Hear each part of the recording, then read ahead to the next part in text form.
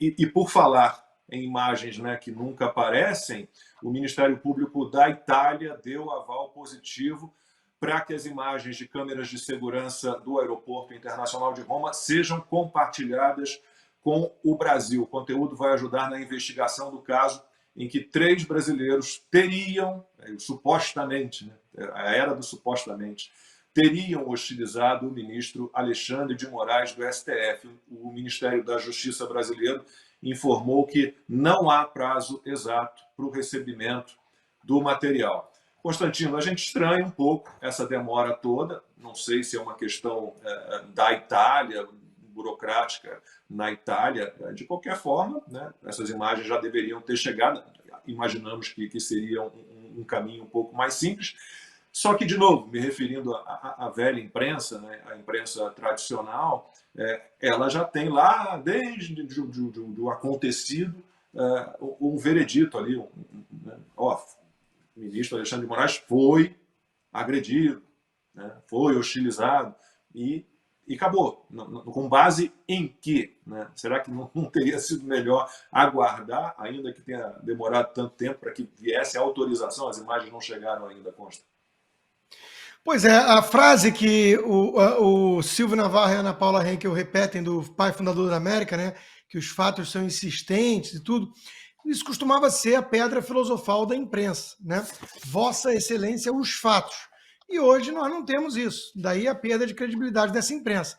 O maior veículo de comunicação do Brasil fez uma história em quadrinhos, mostrando como aconteceu. Se você pegar lá, tá lá, né? Como aconteceu, entenda como aconteceu. São os mesmos jornalistas, entre aspas, que quando o marginal tem câmera de vídeo, tem foto tirada, ele matando a pessoa, segurando o fuzil, colocam um suposto assassino. Ou então, homem armado mata, né? Então é tudo isso muito patético. Tudo que nós estamos vivendo no Brasil hoje é uma distopia, é surreal demais, é uma mistura de várias distopias. Esse caso do Alexandre de Moraes, eu quero só refrescar a memória, para não me estender também muito nisso, né? A única coisa relevante dessa história são 2 coisas relevantes. As únicas 2 coisas relevantes é que, na chegada ao Brasil, a Polícia Federal foi enviada na casa dessa família, porque o Alexandre de Moraes não gostou do que aconteceu. Isso não é coisa de república, isso é coisa de republiqueta, onde tem um imperador absolutista que manda na Polícia Federal para fazer o que lhe aprouver e não o que diz a lei. E a segunda coisa relevante é que isso aconteceu concomitantemente com aquela declaração estapafúrdia, uma confissão de um crime, vamos ser mais claros aqui, do colega do ministro Alexandre de Moraes, o ministro Luiz Roberto Barroso, que disse: nós derrotamos, eu derrotei Bolsonaro. Eu derrotei. Ministro do Supremo Tribunal Federal derrotou um candidato na eleição. Isso tinha que ter parado o país. A imprensa tinha que ter ficado martelando isso todos os dias até ter uma explicação devida. O Fantástico tinha que ter dedicado 15 minutos a isso, mostrando historicamente que falas dessa natureza remetem a ditaduras e não a democracias republicanas. Mas não, o Brasil inteiro parou, inclusive as redes sociais, inclusive muita gente de direita, para falar do caso da suposta agressão ao ministro Alexandre de Moraes. Quando eu vi aquilo, eu já sabia que era uma cortina de fumaça ou que ia ser usado como uma cortina de fumaça. Não estou dizendo que não aconteceu lá um entrevero qualquer, uma confusão no aeroporto. Estou dizendo que o uso que foi feito disso tinha endereço certo. Levantar uma baita cortina de fumaça para que ninguém mais lembrasse da fala do Luiz Roberto Barroso. Então, Lacombe, isso não é um país sério. Isso não é um país sério. As pessoas que repetem... Eu tenho repetido isso porque o meu maior inimigo, o meu maior adversário no momento é o cara que diminui, por exemplo, o que essas centenas de pessoas presas políticas estão passando. É o cara que dá ar de normalidade e que diz que o Estado de Direito funciona no Brasil. O cara que diminui o que eu estou passando, com passaporte cancelado, conta bancária congelada, redes sociais censuradas, sem nenhum crime, sem ter feito nada.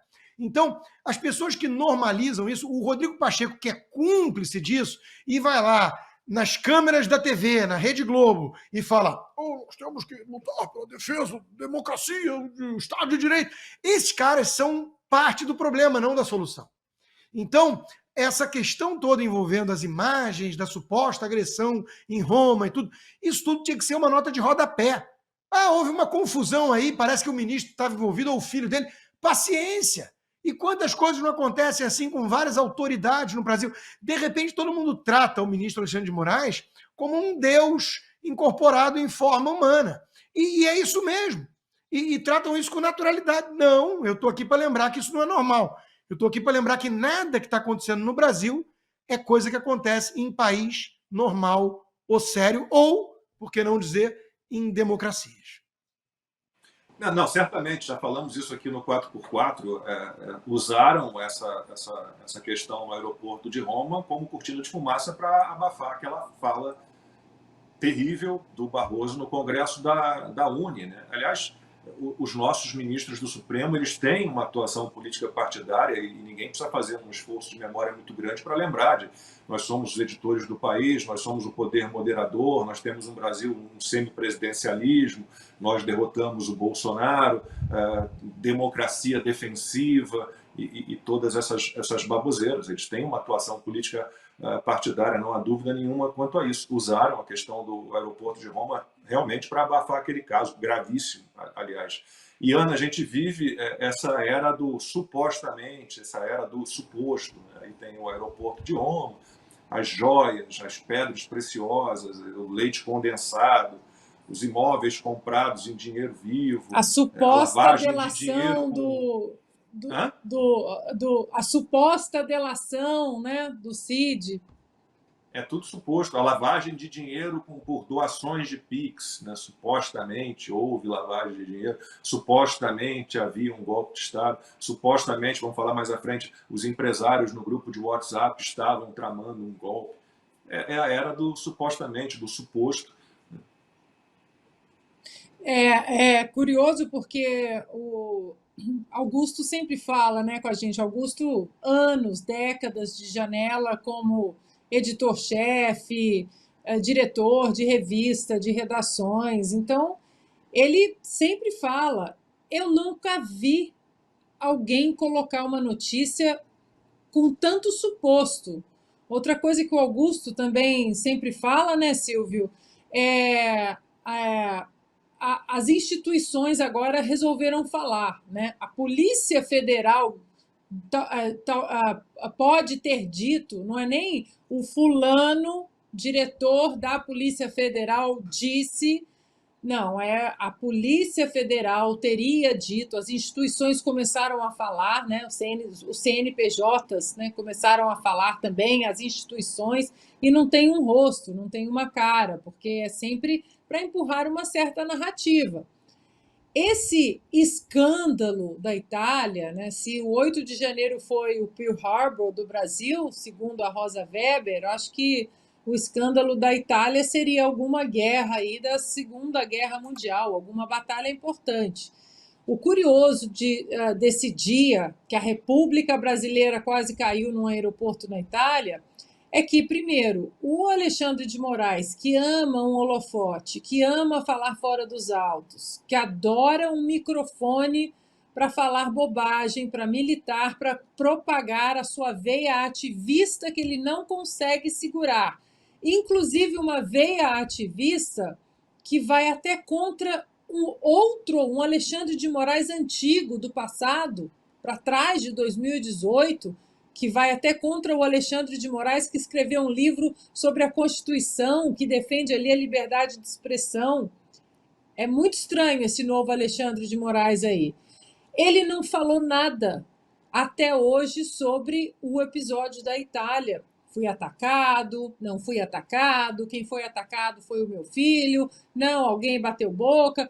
Até hoje ele não falou absolutamente nada. Por quê? Outro ponto curioso dessa história.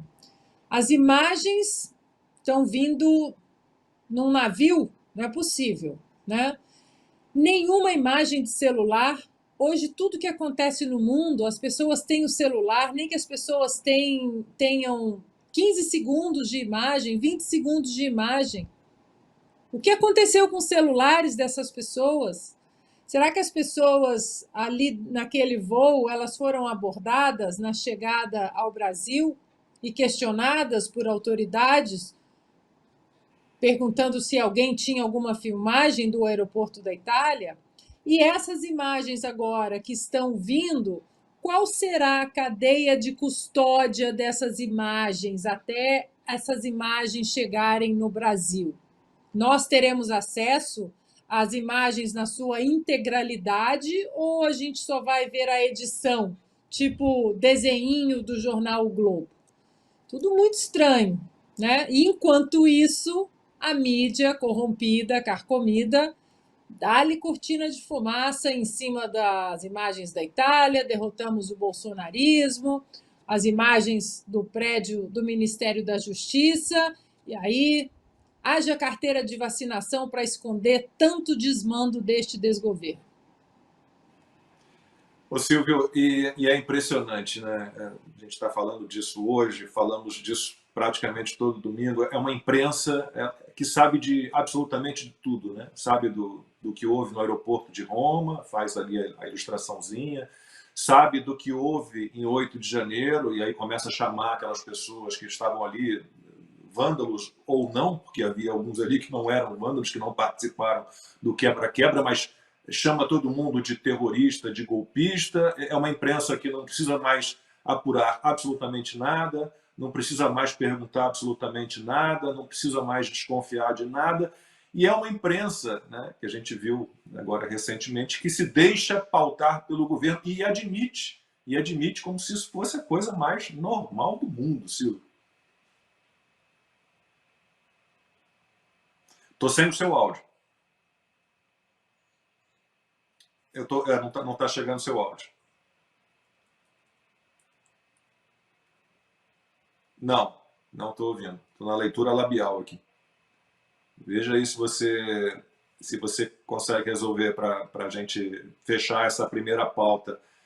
E eu estava olhando aqui o chat, consta, Iana, e o Josias Paiva já, eu não sei se o apelido foi ele que deu ou se está rolando isso, chamou o Flávio Dino de Flávio Minto, um apelidinho para o nosso ministro da Justiça. Silvio, quer tentar ver aí se veio o seu áudio? Está sem áudio o Silvio ainda? Deixa eu dar uma informação. Quem está assistindo o nosso programa é a Karina Michelin, que mora na Itália.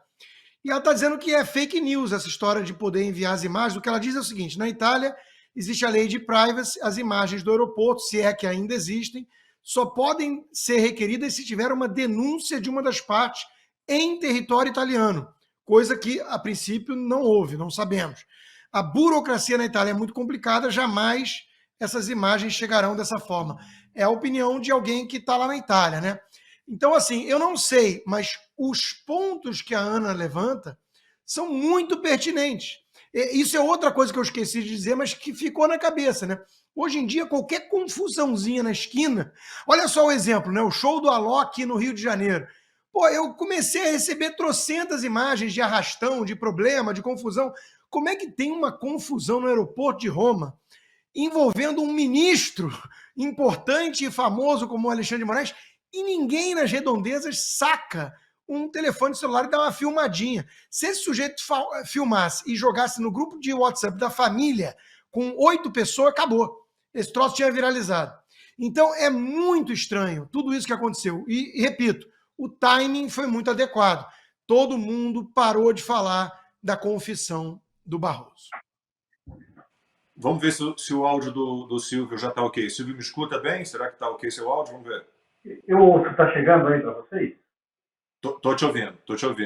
Então, eu passei para você com essa consideração sobre um novo... Oi? Eu acho que foi o fone de ouvido aqui, perdão. Não, eu passei para você com essa consideração sobre esse novo tipo de imprensa, uma imprensa que não é imprensa, porque um jornalista que não pergunta, que não tem dúvida, que não desconfia, que não é curioso, né, e que admite, como a gente viu recentemente, que é pautado pelo governo, acha isso extremamente normal, a ponto de admitir numa entrada ao vivo, num telejornal.